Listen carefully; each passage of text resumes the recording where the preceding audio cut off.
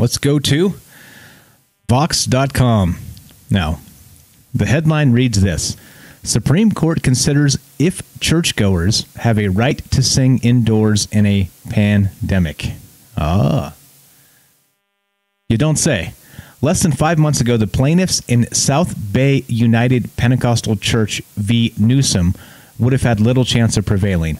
They seek exemptions from a California public health order requiring many institutions, including houses of worship, to gather outside to avoid spreading COVID-19.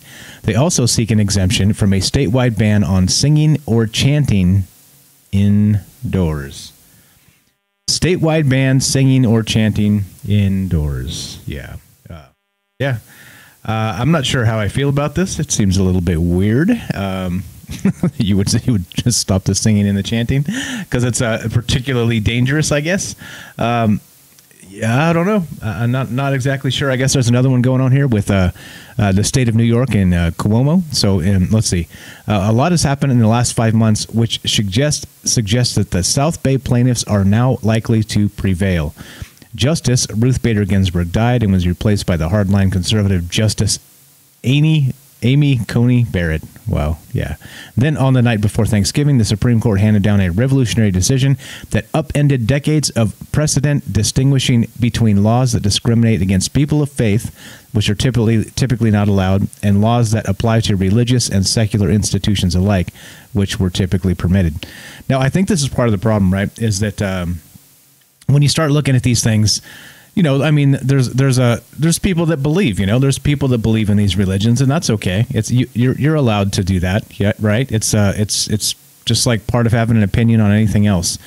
And it seems to me that when you start cracking down on churches and not, well, I mean, I guess I guess to say that it's a one-sided affair is not really the case, because they're pretty much cracking down on everything and all the small businesses, right? So, but not the big ones. So I think that's the biggest problem here. And again, back to the churches. So singing is now suddenly dangerous in inside, and it's not dangerous outside. So they say, I don't know. Like they remember, like I think it was in November, sometime like that. They had the case of the people that were singing indoors, and like a high percentage of them got COVID because somebody had it, and then they were all shouting, doing that sort of thing. And so when you're doing that, it's sending out germs into the air, and it was commingling and all the rest of this. I don't know. It just seems like another war on religious people to me. It's just I don't think it's right. I just don't think it's right. Like again, do we or do we not have our own make our own decisions on the risks we take? I mean, I think that's the question here, right? And I'm not saying to go get COVID and spread it to Granny and kill Granny, right? That's what everybody, all the detractors to what I would say here, would say that. You want to kill people. No, I don't want to kill anybody. Nobody. I don't want to kill anybody. Zero people.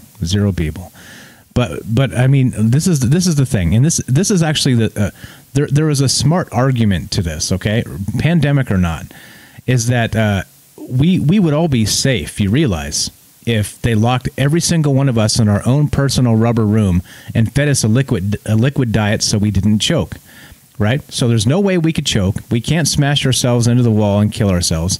We're pretty much as safe gets, all right? And then, if you stop eating, they can force feed you, I guess. But you're safe, right? You're completely safe.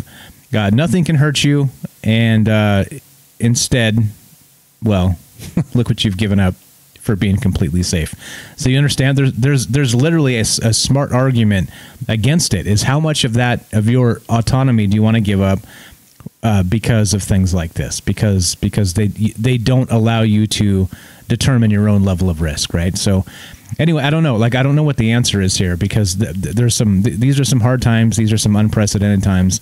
And there are people dying in these things, and it does suck. And, I've known people that had it. I've known people that have actually passed away from it. It's bad. This is bad. But again, at what point, I think we're now a year into this, and nothing's changing. Like the lockdowns are strong. I mean, they're starting to release them barely in California. So we'll see how that goes. But I don't know why you do it now. I mean, you got this far. So why not just keep the foot on the lockdown gas, and then anyway, whatever. I digress. I'm just kind of talking through this here. But I don't know. What do you guys think? Given this, do you think that the churchgoers should have a right to sing indoors during a pandemic, or do you think this is just more political BS to again, division, right? To make people of faith hate people that are not of faith, and vice versa. I think that's partly what I'm getting at. But I don't know. What do you guys think? Again, like I said, I don't know. I don't have the answers here. Just